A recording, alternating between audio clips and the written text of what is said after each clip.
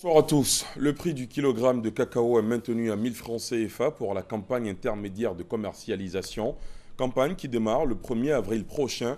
C'est l'une des décisions issues du Conseil des ministres tenu ce mercredi au Palais présidentiel sous la présidence du chef de l'État.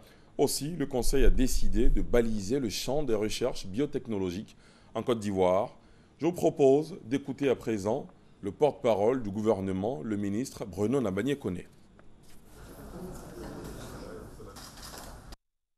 Le Conseil a adopté une communication relative aux paramètres pour la campagne intermédiaire de commercialisation 2015-2016 du cacao. Comme cela a été fait au cours des 3 dernières campagnes, le prix fixé pour le kilogramme de cacao pour la campagne principale est reconduit pour la campagne intermédiaire. Le prix pour la campagne intermédiaire sera donc de 1000 francs CFA par kilo. Le Conseil a également approuvé la date du 1er avril 2016 comme date d'ouverture de la campagne intermédiaire 2015-2016.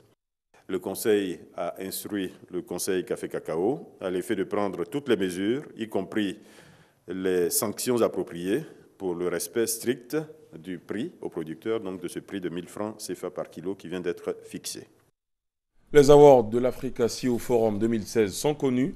Un Ivoirien figure sur la liste des lauréats nominés dans la série Jeune entrepreneur de l'année 2016. Sébastien Cadio Morocro, directeur général de Petro-Ivoire, est donc désigné Young CEO of the Year. Qui sont les autres awards d'Africa CEO Forum 2016 Eh bien, si vous voulez le savoir, ne manquez pas la grande édition.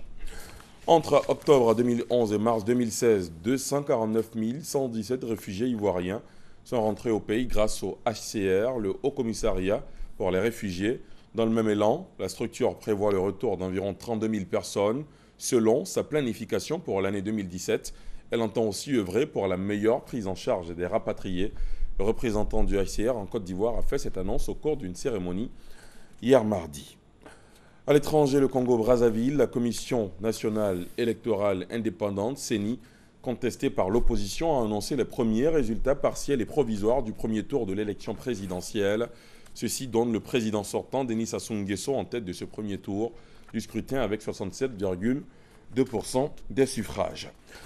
En République démocratique du Congo, dans un entretien radio-télévisé, le patron de la CENI a fait le constat que la présidentielle ne pouvait être organisée dans les délais constitutionnels que si les acteurs politiques renonçaient à réviser le fichier électoral, ce qui nuirait évidemment à la crédibilité du scrutin. Corneille Nangaa s'est dit prêt à saisir la Cour constitutionnelle pour demander un report de la présidentielle, une déclaration d'intention qui a suffi à lancer un débat politico-juridique sur l'éventualité d'un report de la présidentielle. Au lendemain des attentats de Bruxelles, la police belge a identifié Brahim El Bakraoui comme l'un des auteurs des attaques à l'aéroport. Son frère, Khalid, a pour sa part commis l'attentat dans le métro. La police belge a confirmé aujourd'hui que le frère bruxellois El Bakraoui figure bien parmi les auteurs des attentats de Bruxelles qui ont fait hier 31 morts et 270 blessés selon un dernier bilan toujours provisoire.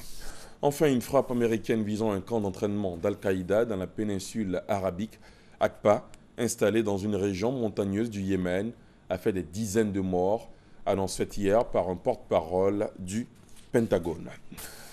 Fin de ce Flash Info, merci de l'avoir suivi. L'information revient à 20h. À tout à l'heure.